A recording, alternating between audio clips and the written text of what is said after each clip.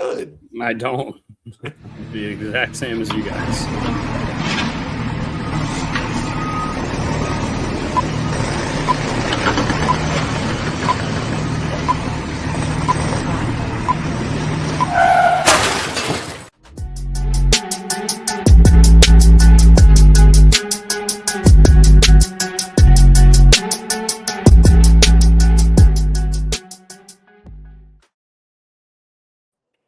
Yeah. What's up, everybody? Welcome to the Tuesday, July 21st edition of Gary Williams on my law show. I almost said June, and then I realized it's July. So the pen is not black. I said it for myself. The pen is royal blue. A lot of stuff to talk about. The two win streaks went head to head in Boston last night. Unfortunately, the Orioles defense did not show up to the party, causing the Orioles to lose that game by 1. But you know, it was a hard fought game. We got a lot of positives to talk about and take away from that game. And honestly, I thought Tyler O'Neill's line drive at the end was going to find some outfield grass, and we were going to be taking the lead back. So really good back and forth baseball game. If you're not an Oriole fan, there's no more victories. There's no more victories, but and what I'm going to say, I know there's a but in my statement. We should not have been in that game with 4 errors, and we still were. If you can take anything from it, it's that we should have lost by a lot more. So still the confidence is high, at least in my head. Yeah, I like your positivity. Do you like that Jim Palmer is just completely he's going on the broadcast and completely calling out the Orioles every time now? He's just like, this team can't play defense. They can't even get the fundamentals right. He's talking about it on air. I love it. What does he have to lose? I know. And he's right. He's not wrong. Yeah. He's 80 years old. He's just like, I'm already there. He's already scaling back his time as so. Ben McDonald goes out there, he's still making a living, But but also it bothers me a little bit, just because fundamentals are more than just errors, because errors are going to happen. You know what I mean? And I feel like that gets lost in Birdland fandom a little bit. Just because they made 4 errors doesn't mean the fundamentals technically were bad. Obviously they were right, but I just want to put that into perspective. It's not just all right, they committed 4 errors, they're fundamentally bad. They could have committed 4 errors and be the best fundamental team in the league. You know what I mean? Yeah, we all know this. Physical errors are going to happen. That's just part of the game. The mental errors are what piss us off the most. Throwing to the wrong bag, throwing to the wrong base. The wrong bag, not being in the right spot. Being lazy on not knowing what you're doing with the ball when it comes to not knowing where you're supposed to be when the ball is hit, like what Brian just said, and what Dusty just said, not being in the right spot. Same thing. It's stuff like that. What, and there is routine ground balls that they make errors on that are super frustrating that are fundamental, that are not fundamentally sound. So there are errors that are, you can say hey, that's not. It's because you're not doing the fundamentals correctly. But I just wanted to clarify that all errors are not fundamental. They're not all created equally. Yeah. And I'm not going to deflect from the Orioles, but I was watching MLB Network last night, 2 nights ago, and Brian Kenny, I think Brian Kenny's head almost popped off his body. He goes, physical errors happen, just like I just said. He goes, but these mental errors cannot happen. And it was 2 guys, and I forget the players. William Contreras was one of them. Where it's because we have what's the other one? What's the one that's playing really well for the Red Sox? Wilson Contreras. Yeah, so his brother William Contreras plays for the Pirates, something like that. He strikes out. A battle when they were younger about who wanted to go by Willie. That's a good point. I guess he just duke Wilson's it out. Older. He probably gets to win that fight. Yeah, if he wanted to. So he strikes out to end the game, and they still have 2 challenges left. And the ball that he struck out on was a ball, and it happened in another game as well for the Marlins or something like that. I like Terradis. I don't know who this is, but I also enjoy turtles. So Turtles. I had turtles. Parker hat. I only had Parker. one other thing on at the TV at the Turtle last night, and it was the Phillies and Dodgers game, which was on ESPN. So we get to watch Who a ended little up bit winning of the it game? I because saw the Phillies. I saw the Phillies were up like by 4 or 5. yeah, it was 4-1. I assume the Phillies ended up taking it. I was paying more attention to the Oriole game, honestly, so I'm not 100% sure. I assume Philly won. It went up to like But 9-4, I think, 9-5, but I, in favor of the I Phillies. I looked. It's 10-7. Phillies was the final. So wow, it went a little bit different than I thought. But I happened to look up at the screen during that game, probably like I don't know, a handful of times, whatever. And 2 or 3 of the times that I looked up, Trey Turner was making errors at shortstop. So just dude, what? I mean, he's always been a bad shortstop defensively. He's athletic as shit, but he makes boneheaded plays all the time. But last night he was letting like routine ground balls go straight underneath his glove. It was bad. I honestly don't understand why he's bad at defense. He's I so don't understand either. they've been talking about moving into center field since he was with the For Nats because he's years. just not a good shortstop. And But I he's a don't, Wasn't he in? Didn't he come up as an outfielder? I think he just kind of came up as an athlete and they just kind of put him wherever. Got it. You know what I mean? right. But obviously the ceiling's there because he's got the arm, he's got the the speed. It just I don't know. He just can't put it together. He can't focus on it. I don't know. Speaking of ceilings, the catcher for the Brewers, I think it might also be Contreras. It's William Contreras. Yeah. Yeah. All right. He throws the guy out at second base on a steal. Guy's stealing a bag. They slow it down. It's too close for them to change the call. They called him safe on the fly. So after the guy who's batting strikes out, okay, to end the inning, he literally takes the ball and chucks it into the third deck just to say fuck you to the umpire. I love that. I mean, he just throws a moon ball all the way up, and he throws it like you could tell it was basically like the double bird going to the umpires. Yeah. It was awesome. I've never seen that before. It's not like he threw a line drive right like the second row and to try to hurt somebody. He just threw this. It was great. Yeah. I haven't seen that before.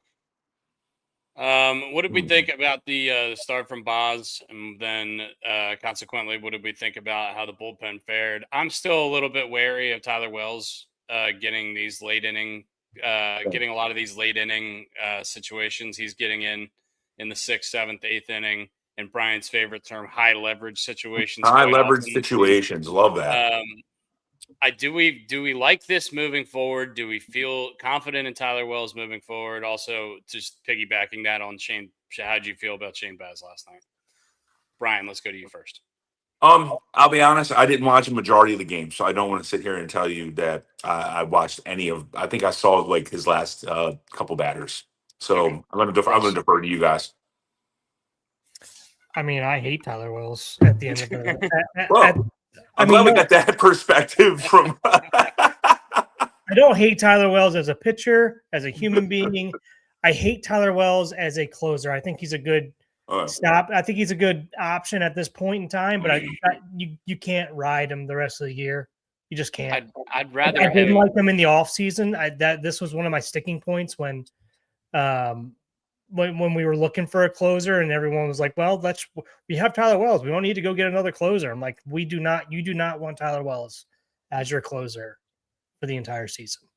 Like, I think he's a good option right now, but a couple weeks from now, he's gonna get exposed pretty quickly, I think. But I think he's a good reliever. I mean, I just don't think he's gonna be that shutdown closer that you want. I think he should be in more of a TJ McFarland long reliever role at this point. Then he shouldn't be getting these. He shouldn't be getting in these tight games at the end. I don't have faith in him moving forward. Maybe they're trying to expose him to it now so he can get more comfortable with it going into later in the year. But if we have games later in the year that we really need to win and he's out there in the 7th, 8th inning, I'm not going to be excited about it. Watching him close the game against the Astros and them not being able to make solid contact up in the zone at 92, 93, I don't understand why they couldn't hit him. It's because he's so tall and he throws so slow. Like they're expecting him to throw gas, and he's just like out there. We throwing bring out defense Jamie numbers. Moyer. He's Yeah. he's like a 40-year-old Levant Hernandez. I mean, the only thing I can think of is like he is so tall, and he doesn't really get down the mound that far actually. But like his release point has to be so high that they think it's coming down, and it just kind of flattens out and stays up, and they swing under it. That's the only thing I can think of. Yeah, I tend to agree with you. As far as the rest of the pitching staff, I mean, look, they were struggling the whole game with the defense behind them. Once again, it's really, really, really difficult to have confidence as a pitcher on the mound throwing to certain spots if you do not have confidence in your defense behind you. I mean, look, they're all professional baseball players, so at a certain point, you have to have certain expectations. You don't really think they're going to make 4 errors in a game, but it happens every now and then. Oh. But yeah, I mean, it seemed like we got some clutch hitting. We won 7 in a row, boys. Yeah. 7 in a row. Yeah. Let's focus on the I know. positive. And once again, 7 like in I a said, row. we had the big double from Gunnar last night with 2 outs in the 9th, and then O'Neill comes up. O'Neill's been the hottest guy in the lineup since Blaze Alexander went down. Yeah. And he got a pitch he could drive, and he hit it well. Just the shortstop just happened to be kind of shying over towards third base, and that shit happens. Yeah. Any word on Blaze? And Brooks, I know you're more up to snuff on this than I think Dusty and I are. But Dusty, if you know, I don't know. Got nothing. I don't think anybody knows. Okay, fair enough. I don't think they've said anything really. I mean, they've come out and hinted at like I think they did say like the possible time frame for it, but I think it's all kind of up in the air still. Okay. It's going to be. I mean, I say day to day. It's probably going to be week to week to see how he feels. And I'm not like deviating on purpose to like get us off Oriole topics, but I'm just like going around the league thinking like injuries. Like, what happened to Ohtani's knee? When did this occur? He's been dealing with it for like a month. Okay. He did miss. He stopped DHing during his starts for a couple of his starts just because they didn't want to overload him. And then it's kind of just been nagging. I don't think it's anything big, but at this point, I think they're clearly in the driver's seat in the National League, especially in the National League West. They don't need to be worried about him wasting these innings in the middle of the season. Then when they're gonna win the pennant anyway, or win their division anyway, and then maybe potentially they could have him healthy doing both for the playoffs, and maybe this knee will go away. Okay. I understand it. It sucks because it's the one thing he hasn't done, right, is to win the Cy Young. He's expressed interest in that. He's won Rookie of the Year. He's won several MVPs, World Series MVPs, all of that, but never won the Cy Young and was on a torrid pace to start the year. Kind of frustrating, but still going to be fun to watch him play the rest of the year. And also, it's more important that he's healthy in October for baseball and for the Dodgers. Yeah. So, yeah. I did like what I saw out of I can't pronounce his name. Something Strand. Christian Encarnacion Strand. And it's too much. Did you like what you saw out of Craig Alvarez when he pinch hit for him with Jackson Holiday, who just ended up fucking striking out like he always does? Sorry, that's part of Jackson Holiday was I thought he was going to be so good. He's just not so far. Still can be. Still can be. Yeah, he's getting it. Just struggling to stay healthy, struggling to find any consistency. But at least we got Sam Huff in the lineup. Say again? Oh yeah, I saw that. Sam Huff in the lineup. Yeah, he got a great chest protector. All right, little trivia. Okay. There's six active players that have 2,000 hits. Can you name them? I know Arenado did it last night, so Arenado. Yep, so that's where the trivia question comes from. Freddie Arenado is one. Say again. Freddie Freeman. Yep. Altuve. Yeah, that's correct as well. 3 for 3, boys. Mookie? Nice. No. Mookie? No, nope. really. Is Jose Goldie. Goldschmidt. You got 4. Is Jose there yet? Jose Ramirez? No, Jose Ramirez is not there. He's at like 1,800 and change, I think. Or Machado. Manny Machado. We got one more. This one's he's been around for a long time with multiple teams. Huh? Bogarts? No. McCutcheon? McCutcheon. There you go, boys. Good call. Good call. work. Got there quick. Good work. We got there quick. Suck on that, Brian. But yeah, Nolan Arenado did get his 2000th hit yesterday. He also becomes only the 6th major leaguer of all time to have 2,000 hits, 350 homers, and 10 Gold Gloves. All 5 of the other guys are Hall of Famers. Those guys are Ken Griffey Jr., Willie Mays, Mike Schmidt, Johnny Bench, and Al Kaline. Is that a good group of people to be with there? That was good. Random trivia question. What is Mike Schmidt's middle name? Jack. Yup. Damn it. I'm striking out today. You know what Mike Trout's middle name is? Hey, No. This is not. We do the Ask Brian segment, okay? Not the Brian Ask the Ralph program. Michael Nelson Trout would be his middle name. Michael Nelson. Yeah, the Millville Missile is what they called him in high school. Mill. I love that. That's incredible. Yeah. The Millville Missile. Tom's River Missile. I love old nicknames like that. Yeah, I was listening. Yeah, I know we got a lot of other stuff to talk about, but I will say I was listening to, and I know the labor stuff is boring, and we have plenty of time to talk about it, but it's inevitable that this lockout's coming. Rob Manfred's contract is up, and I was listening to a guy yesterday. He's kind of like in the sport. He's like an Andrew Brandt, like in that sports business world. You're seeing the makings of it now. He said, you're beginning to see that winning on the field is almost taking a back seat to winning off the field. And what they mean by that is accruing currency to then build up stadiums and the surrounding area. And they don't give a damn about, the capital that's on the field. And then people were bitching, moaning, and whining as the Dodgers are running everything. But currently 5 of the smallest markets are in the playoffs. They started today. So you're just saying that these teams are just not spending money other than the Dodgers. You take the Dodgers and the Mets out of it, put them to the side. You're starting to see teams save money and put it into infrastructure around, which is great. That's the American way, but it's great. But also, you know how you make more money? Put a winning team by winning. Hold on 1 sec. Someone's at my door. I mean, yeah, the Dodgers have definitely been able to do that, but you look at a team like the Mets who's trying to spend like the Dodgers and they can't seem to do anything right.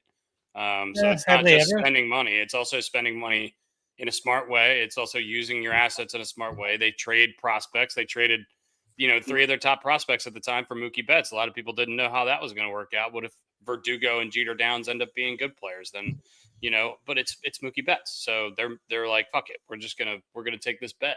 Give me the sure thing. Yeah, and they've done that time and again. It's not just Mookie Betts. They've done that. They've been very, they've been very smart about which prospects they're holding on to, which prospects that they're, more willing to let go of. And they just run their organization the correct way. And it seems like every 5 years they deplete their farm system, and then 5 years later they have the top 5 farm system in baseball again. Which is something to be said about that. A lot of teams cannot develop, cannot draft either one of those or both. Jacob Mizorowski had a little bit of a workload thing going on last night. If you remember listening to this podcast, he was scratched from his last start going into the All-Star break. He did come back and pitch last night, albeit it was only 4 innings, and he threw 65 pitches. He topped out at 104, so it's not like the velo has gone anywhere. But they're going to be as careful as they can with him moving forward, because if they have any chance in the playoffs, he's going to have to be a big part of it. Unless they make a big splash, which they certainly could. Freddie Peralta could be going back to Milwaukee. Who knows? I don't know. Do they want to give up that capital? The Mets are selling. So it's definitely going to be available. Do the Orioles want to give up that capital? That'd be nice. I think, we're really going to find that out over the course of the next week and a half. We're going to have to, lock in here. We're certainly going to have to take at least one of these games against Boston. But, it's all going to depend on how it goes moving forward. Also, not looking any easier with Adley on the 10-day DL. Basayo is kind of day-to-day, it sounds like, to see kind of what that shoulder is going to do. Yeah. He's obviously, we've seen him do that swing probably at least 5 times this year. It almost looks like he's, I don't know, from somebody who's had dislocated shoulder issues, like it looks like he's swinging and his shoulders like giving out. Kind of popping in and out. Yeah, it looks like it, or it's like that sharp pain where it feels like it's going to or something. It looks weird. I don't know. I don't like it. Luckily, the Adley stuff seems to be relatively minor. It's left wrist discomfort or inflammation or something to that effect. They came out and said, I believe, that they're not expecting him to last any longer than the minimum 10 days. And they when they put him on, they put him retroactive to a few days ago as well. So, nice. Hopefully he'll be back. I think he could technically be back in July. Hopefully he's back and everything's all good with him and there's no setbacks, knock on wood, of course. Other big news.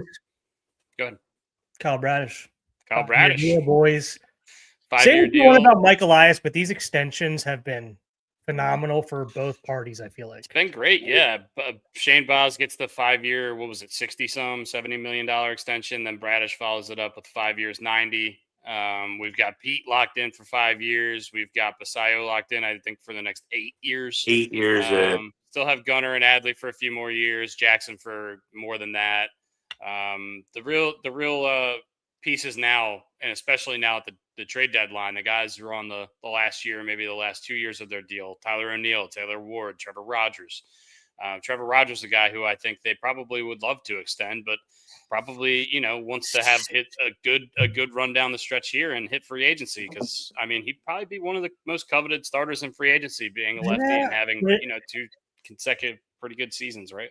I think that's the smart move for him, but it sounds like he wants to stay here by the way he talks in his interviews. And the quotes that you see come out, like the stuff that he said about Bradish, sounds like he wants to be here. Like it sounds like he's ready to get a contract done too. So that'd be awesome if you had 3 guys in your rotation sewn up for anywhere from 3 to 5 years. I don't know how much Rogers would do, but you would think he would want a couple, maybe a year or 2 less to give him a second shot at or bite at the apple here. But yeah, it depends on how the rest of the season goes. Because if he ends this season like he did last season, or even anywhere close to it, he's going to be getting real competitive 5, 6, 7 year offers, and it's going to be tough to turn down that kind of money. Especially we've seen the variation at the beginning of this year. You would have said Trevor Rogers is not going to get $1 in free agency. He started the year well. He just had a little, I don't know what, a month. He had a little bit of a 6.5 ERA for a month there. Yeah, I was going to say like a month. He had a rough month or so. And it was right around when he was like sick too. So I don't know if that had anything to do with it. Remember when he went on the DL for 2 weeks or whatever from sickness, and right before that he had probably had 2 or 3 really rough starts. So I don't know. He was in his gray rod era. Yeah. Sorry, that was mean. I think we're winning that trade, by the way. It seems like we're winning. It doesn't seem like either side. We're winning by a little bit, but yeah. If I see another Taylor Ward air in left field, I'm gonna lose my shit. Well, you're gonna see plenty more. Get ready. All right, get ready, because you're definitely gonna get ready. Yeah, get to. Let's tell Kate. Let's tell Kate where to hide the knives around the house. Shit. All right, yeah. Flowers to the Red Sox, who have now extended their win streak to 14. What's the longest? What was it? 22 or 23 that the Indians did a few years ago. That one, when they beat the A's record. I can't remember. I think they need 7 I want to say it was 22. Yeah, it was low 20s for sure. Yeah, something like that. But either way, it's been a while since we've seen one like this, huh? The A's, I think, was 21. 21. I thought it was 20, but I don't disagree with Joe here. I feel like Heston has to be on the time. It was 20 for the A's. The Indians got to 22, but the 1916 New York Giants won 26. So 26. Heston Kjerstad should be in Baltimore. Yeah. Yes, he should. He should certainly be getting a ticket on a bus here soon. Got to be in the conversation. The problem is we got to carry all these freaking catchers right now. We need Adley to get healthy. Seriously, is the problem. Yeah. That was a we need good at least- crack of a beer, by the way. It's a good can. Yes, It's a these. lucky one. Oh, I've had those. They're pretty good. Miss Peaches. Miss Peaches. Miss Peaches? Mr. Marbles? Mr. Marbles? Mr. Marbles. That's all I could think of when he said that. Mr. Marbles. Oh, man. Did you know, going to Seinfeld, this is the right turn, left-hand lane, right? All right, so I was watching Jerry Seinfeld was on the Rich Eisen show. He said, you know that the script, that speech that George gives when he talks about finding the golf ball in the blowhole, that was made up the day of, or the night before, and Jason Alexander memorized it. Yeah. So I forgot they did it in front of a live audience. Jerry was like, he was like, hey, he knew Jason Alexander had like Broadway or stage experience, and he was just like, hey, do you think you could memorize a page-long monologue in an hour? And he was like, I could do it in 30 minutes. And they gave him the script like an hour before they shot, and they did one take, and that's it. They never did it again.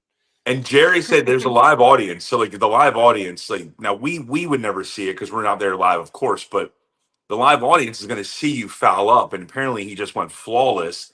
And Jerry says there's a pan of the camera when it looks at Jerry, and he's not losing his mind because of the story. He's like in awe. Yeah. He's in awe of how well Jason Alexander is just ripping this speech off. Yeah. And he said the Kramer crack was not intentional. And he goes, that titleless?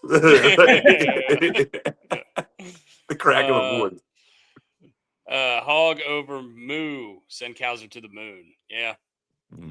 Yeah. We know. There we he's go. Not our favorite. He's not been our favorite Oriole this year. He's doing his best though. Jeremiah Jackson had a nice little. He's had a nice little week or two. Nice little resurgence, like season resurgence, kind of. Yeah. I was ready to shoot him into the moon for a while too. Yeah. Did we sign Blaze for 1 year or two? Well, we traded for him. We traded for him. I don't know what's his. And I think we got a couple years with him. Let's find out. Blaze Alexander on Spoke Track. Pre-ARB next year, and then the first year of ARB is 2028. Yeah, we got like 4 years with him. So cool. Yeah, we got multiple. I just got a text from our lovely friends over at the Pig and the Roost. It is the Crunchy Burger tonight. I have no idea what that means. So if I know Delaware Dave, it's probably deep fried jalapenos and some sort of onions, kind of like a Southwest burger. That's all going to have some deep fried stuff on top. What if it just has all? Which sounds really good right now. I'm not gonna lie. It's all crunch. Yeah. It's got Doritos on it. It's in taco shells. It's all crunch. Yeah. The burger's deep fried and breaded. The whole burger is deep fried and breaded. Don't do that. That would be bad for your arteries. That'd be very bad for your arteries. Yeah. For the plumbing. And your plumbing. Yeah. And your plumbing. Any other stuff in baseball you guys want to talk about? It's really just trade deadline stuff, but all of that is so speculative, especially at this point, a couple of weeks before the deadline. We just don't know.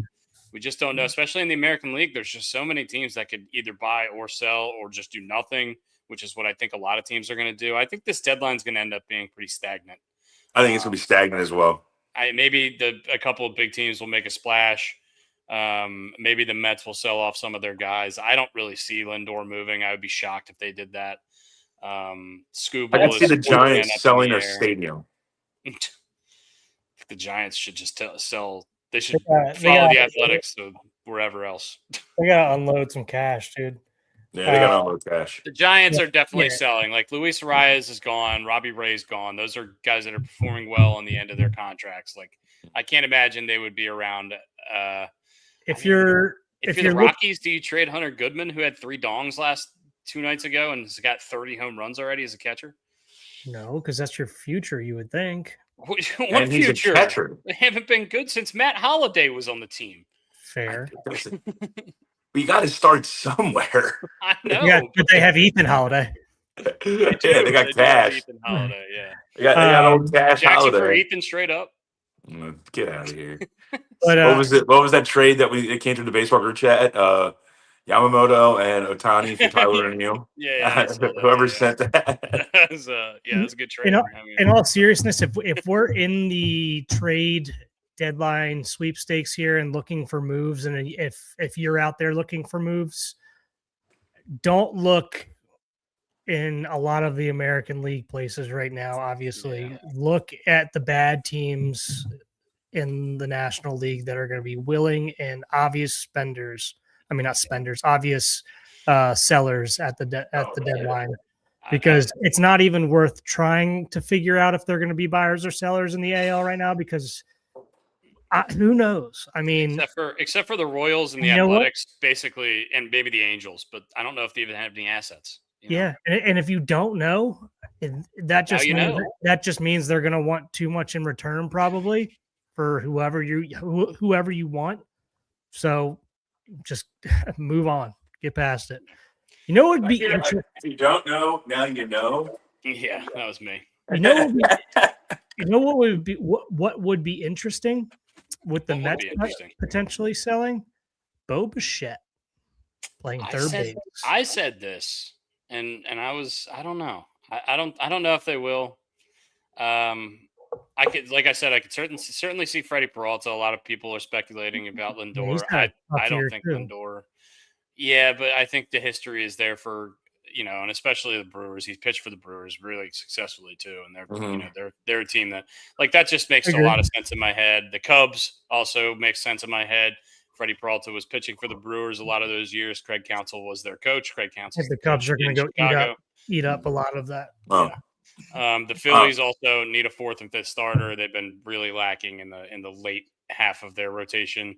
After Sanchez, Luzardo, and Wheeler have been great. Nola's been a complete disaster so far this year, and their jamboree of fifth starters. I'd take a flyer on him if they were willing to give him up, but I still think they're trying to figure out their fifth starter right now in Philly.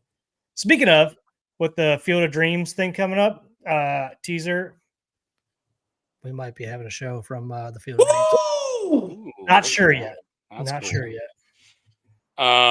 Tonight we have Kyle Bradish and Ranger Suarez on the bump. Kyle Bradish coming off of that extension, and Ranger Suarez coming off of the IL. This will be his first start in a couple of weeks, but he's having a really good year. He's got a 3.15 ERA for Boston. Another southpaw.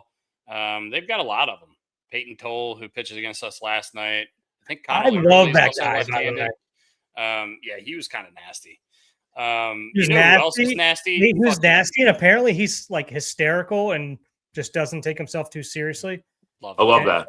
And you need those guys in the locker room. Yeah, that's a good locker room guy right there. You know who else is fucking nasty, and we've known it forever? Aroldis Chapman at age 38 or whatever the fuck he is throwing 99. Still throwing 98. And the splitter he threw to Pete Alonso was so fucking disgusting. Dirty. Credit for him. He's another guy, kind of like Verlander, that's kind of reinvented how he pitches to have a second run here at the end of his career. I mean, just ridiculous. Hall of Fame? Yeah. Not a Hall of Fame guy, but definitely a Hall of Fame player. That's where I'm going. I know they say you don't take the off the field stuff when you vote, but it's kind of hard not to. I mean, yes, Hall of Fame. Career 2.5 ERA, and he's probably going to reach 400 saves this year. I think there's a closer that was from New York that has some baggage. Some rough stuff going on right now. Guess his career strikeouts per 9 innings. I'm going to go 12.9. Oh, I was going to guess 12. Yeah. 14.5. Holy shit. He had a 5-year run where he was never below 15.7. I mean, it's just ridiculous. He strikes out 60% of the batters he faces. Dominant. So dominant.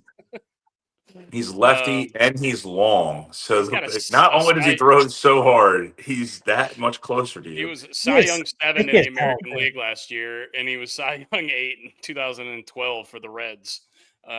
Just to let you know how long of his career has gone. I wonder how many roll aids reliever of the years he's won. Have they ever? Do they still do that? Roll aids. I like it. Roll aids reliever remember that? of the year. Get out of here. Do they still make Rolaids? They have to, right? I don't know. I'm a Chewy Tums. Oh, it's called the Mariano Rivera Reliever of the Year. Oh, well, good. They're That's a little bit better. gonna have to change that again, I think. Mariano's going to take over for Rolaids. I think they're gonna have to change it again with all Mariano's baggage. Yeah. Yeah. All right. Anyway, I know you got to roll. I think that's probably it for baseball. I've got like 10, 15, 20 minutes left, so we're good. We can talk a little bit. I want to talk about this center that the Ravens signed, Ethan. Yeah. I love the move. I love it too. I was worried because we don't have a center on the roster as of a couple of days right ago. now. No one's there to give the ball. What does Billy Dean say to Art Howe? Hey, right now, if a ground ball's hit the first, there's no one there to field it.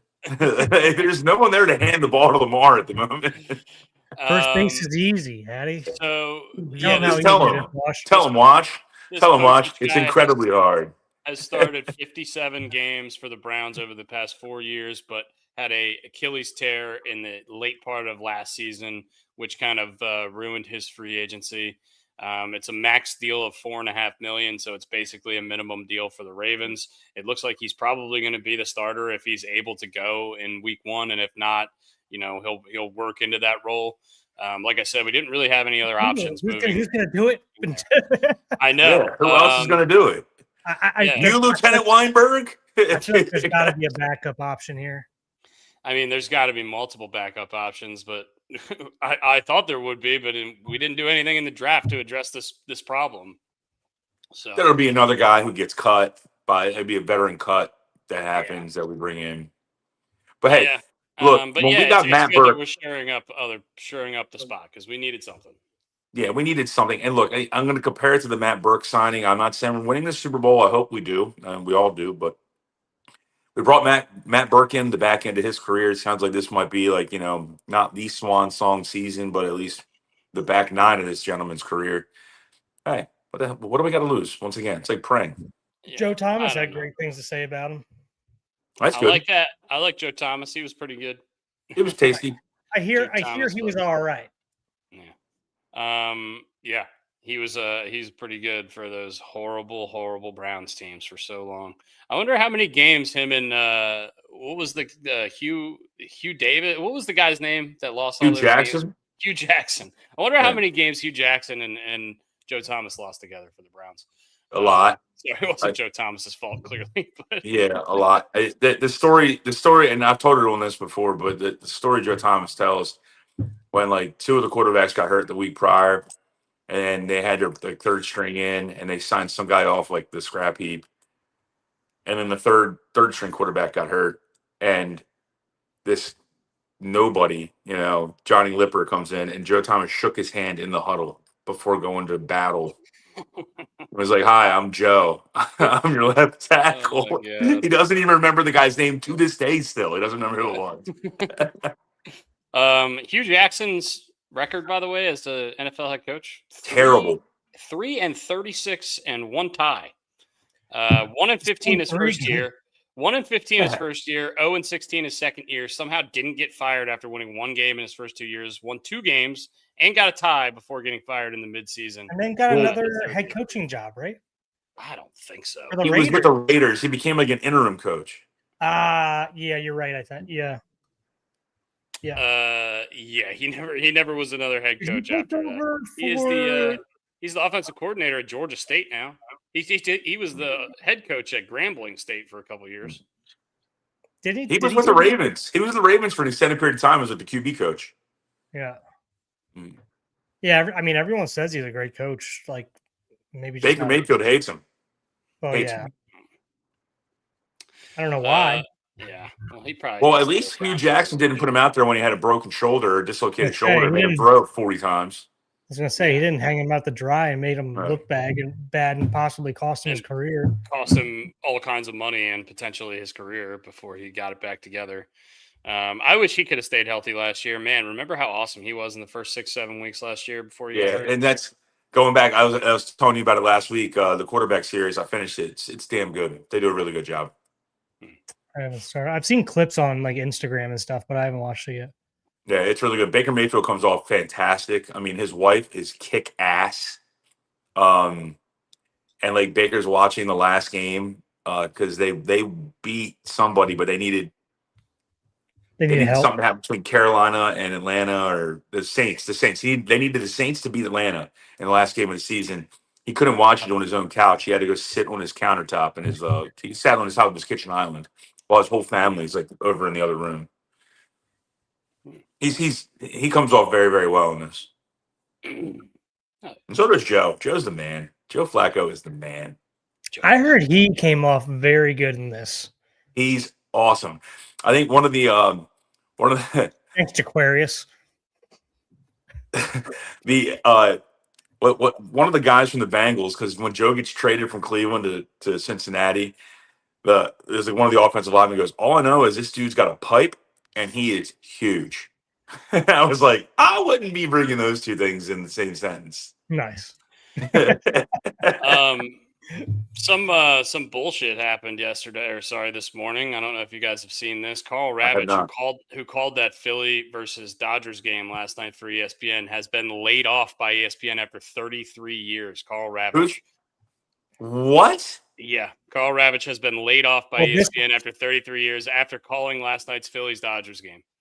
This week is the week that they're doing a little 33 years, dude. Are we fucking serious? That guy was on Baseball Tonight my whole life. Literally, I'm 32 next month. A month from today, I'm turning 32, and that guy's been at ESPN my whole life. They laid off Ryan Clark too, I think, didn't they? They fired Ryan Clark because I think he said some stupid shit. He says a couple of stupid things, but Carl Ravitch, that one hits the heartstrings because, I mean, like you said, Dusty, your entire life, and then also the middle of the baseball season. Like, this is his head. That's his, yeah. That sucks. He'll be hopefully on MLB Network, or he'll be in a heartbeat. John Boy or whoever the fuck he wants to work for. Honestly, wouldn't you rather go over there if I were him? I'd I would too. You're right. You're right. You're right, Brooksy. Man, that is so unfortunate. Honestly, the internet platforms, he would have a much bigger platform there too. Yeah. Or Fox will sign him, and he'll be like a second lead, or whatever. I don't know how you the interviews. Yeah. That's a shame. Did you watch any of the World Cup? Did you get a chance? I watched a fair amount of the final. I was at work, but I had it on. Yeah. There was people watching it. It was boring. I know Brooks didn't, so I'm not even looking at Brooks. I heard the cheer. I was at at our community pool, and I could hear the cheers from the bar down the street. That's was it Good Boy or whatever? Danny Boy? Yeah. No, Danny. I was going to call it Good Boy because we have a Good Boy Bagels down the street. It's like a mom and pop shop. And so Danny Boy. And then I go check the score, and I'm like, it's nothing still. What the fuck are they yelling about? Well, there was a red card given out. Anyway, I think it went to double overtime. Well, it always goes to double overtime. It goes to single. It goes to double. But I think that Spain had 20 shots and 19 on goal, and Argentina had 1 shot and 0 on goal, or something like that. So if Spain didn't score in the last 5 minutes going into the shootout, it would have been a complete 50-50 that Argentina could win the World Cup after having been completely fucking dominated. This is like an NFL team being tied after having 55 minutes of possession. It was ridiculous. It was, and look, we're not acting like soccer aficionados here, but if there was a way to see a close game look like a blowout, Spain found a way to do it. Yeah. Spain gave up. Brooks, all right, here. How about this? How many shots did Spain give up throughout the entire 8 games of the World Cup? I don't know. Give a guess. I don't know that. How many shots? And these aren't shots on goal. These are just shots. 30? I don't know. 10. I guess technically 11 if you count the one that went in. They only gave up 1 goal with 1 extra game in this World Cup. Given the I did hear that. Yeah, I didn't. I couldn't tell you how many shots. So they gave they were giving up 1.5 shots per game. Not even 1.5, one in 1.1. They weren't letting the other team get the ball in their defensive zone. It just was not happening. It was just like, nope, we're not going to let you. But anyway, yeah, congratulations to Spain. Congratulations to Lionel Messi, who I guess is probably going to retire from international soccer. Is probably the greatest Most likely. soccer player ever. I mean, how many times have we heard it? Like I said, we don't watch a ton of soccer here. Hey, you can buy a piece of the field from New York. I guess we can call it MetLife Stadium now again. You can buy a piece of the field for like $200, $300. Oh, you mean that field that everyone gets hurt on all the time, but then they brought in the good. Are they selling off all the grass so that they can? They're selling the grass with actual with something. The bad they should be able they're to play selling on, the grass. Like a playable surface. They're selling the playable surface and putting down the surface that everyone in the NFL, not everyone, but a majority hate. Why don't they just hire the people who run Augusta National Golf Club and just be like, hey, can you build us a football field? Well, because then you had to have maintenance. Why don't you take the $11 million you're going to make for selling that field and put a new one on, and then the players for the Giants and Jets won't be mad. You're making way too many good points, Brian. But they might. I wonder if the rights go to like the World Cup. Like do they get the money? Well, they're selling like if you buy part of like the goal, like the 18-yard box, both 18-yard boxes and the big circle in the middle. It comes with a commemorative like crystal ball, some sort of bullshit like replica trophy and a certificate, and that's $3,000 per 3x3. Oh yeah. So I'm out on. I know we have a ton of just signed apparel and merchandise and stuff like that as a family. Mm-hmm. I just could care less about the shit anymore. Like I could care less about getting an autograph, about any kind of merchandise. Like it just doesn't excite me anymore. I mean, at our age, I don't think it does. But I mean, the stuff you have around you in your basement have been many a time. I mean, family heirloom stuff. I mean, I know it means a lot to your parents, stuff like that. Yeah, I mean, there's a ton of stuff in here that like I won't get rid of. But I mean, there's been multiple times that like we have stuff signed by people that we could give a shit less about, and somebody else cares about it because it's their team or something like that. Sure. And I'm like, this brings joy to somebody else. This is I remember we got an autograph from like Roy Firestone or whatever one time on like this like little like pop shot basketball, and we're just like, it's cool, but it's like this guy's not a huge deal, you know what I mean? Like I don't really care about this all that much. But yeah, I think I kind of share your sentiment. I wouldn't be going to get autograph unless like it was for your kid. Like if Banks started to get really into it, maybe that would. That's about it. Yeah. Something like that. If you go see Gravedigger, like if Gravedigger, I'm not saying he's into monster trucks, but I know he's into trucks. Oh, so he's certainly into monster trucks. Are you kidding me? Okay. I just know he's into all the little truck toys. I didn't know the big boys. There's a Hot Wheels glow in the dark monster truck rally this weekend that we might be going to. That might be going to. He's not in the house, so you can't. So you're allowed to say it. I just might be going to. We'll see. A stretch. All right, let's get on the immaculate grid. I gotta hop off here. Oh no, Open Championship. You gotta talk Open Championship. Then let's bag the grid. We can do it on Thursday. Okay, that's fair. Open Championship. I know we're all in on this. Ryan Fox went out there and took it, dude. Cam Young went out there early in the morning, put up a number. Albeit he had to hit his shot out. Or he had to try to hit a hero shot on 18 because he wanted to keep the round going, and he thought that he was going to have to go lower. So he gets hits his drive into one of those pot bunkers, has to try to hit the hero shot out of the bunker. He ends up hitting the lip of the bunker. It goes out sideways, and then he hits his third shot into the green side bunker, almost holed it out, but ended up shooting, I think, 64 or 65 to post 9 under, which was winning almost the whole day.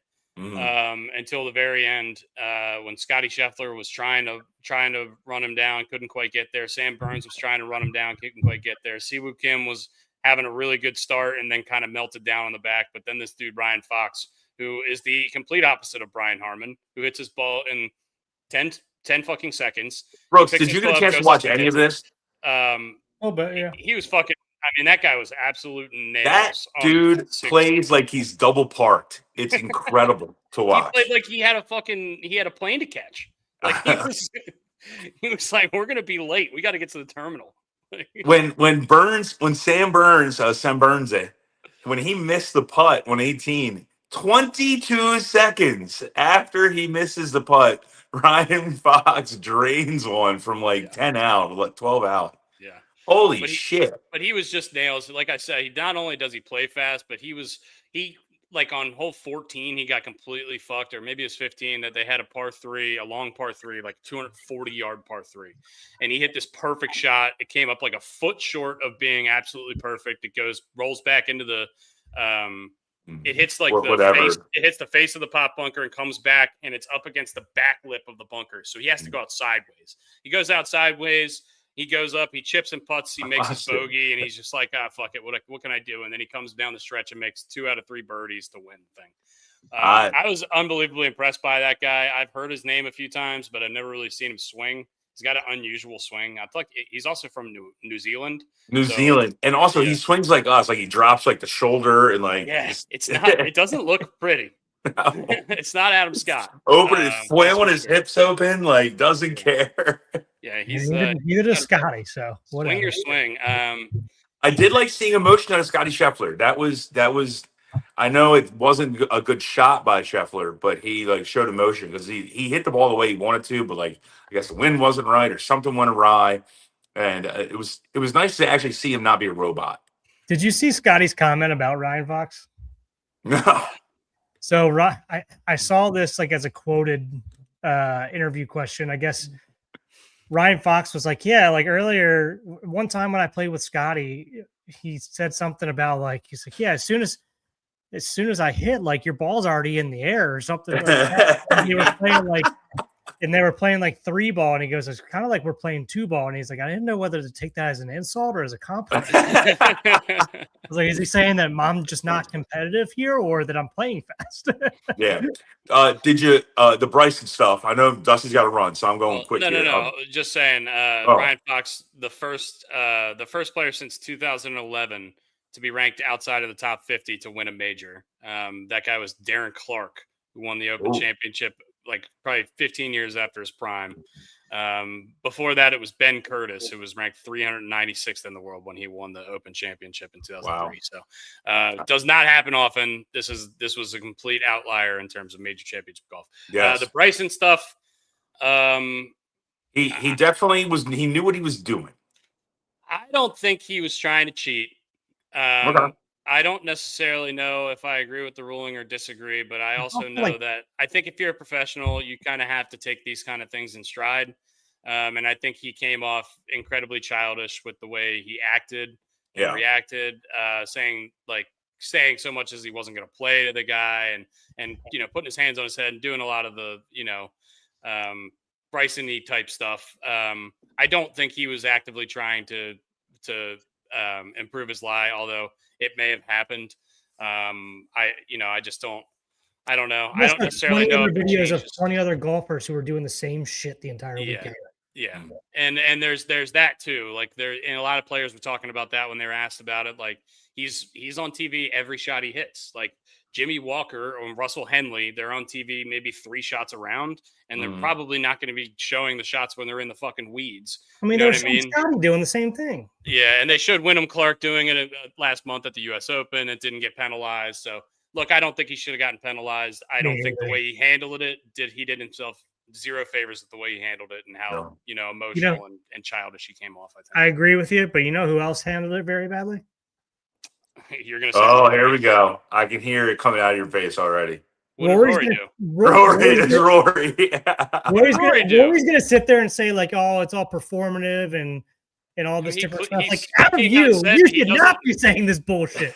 He doesn't like Bryson. He came out and said it. I know that he said this in the same interview. How do you say I don't like?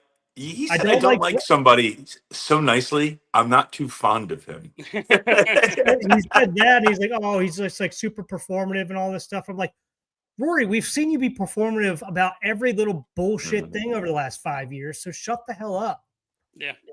I mean, it's hard to argue with you there. Maybe not. Maybe like think about what you're going to say before you say it, please. He's definitely worn his emotions on his sleeve just as much as any other golfer in the world. Yeah, I didn't really honestly love Rory's comments on this. I think if you look at Max Homa and Xander Schauffele, Max Homa and Xander Schauffele had a lot more, probably fair things to say about the situation, and not about the player itself. I don't think Rory needs to be calling out Bryson personally, although maybe he felt like he needed to do so. I don't fucking know. It's I don't know, and also maybe it's just we need heroes and villains, and we need people to take sides in golf. I dig it. I dig it a little bit. It's got a little like I mean, look, it's more fun when you Celtics, have Lakers.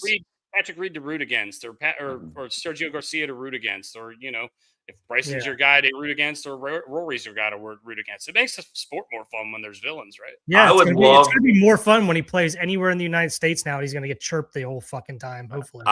I would love to see Ryan Fox and Patrick Cantlay play in the same twosome. That would be incredible because Patrick Cantlay is a human rain delay. Just and Ryan Fox probably wouldn't go well for Ryan Fox. Guys, it would probably not go well. I got to dip. I love you guys. You'll have a great one. All right. Hey, I'll see you guys on Thursday. Okay, Brooksy. Yep. Love you guys. Love you, buddy. See you, man.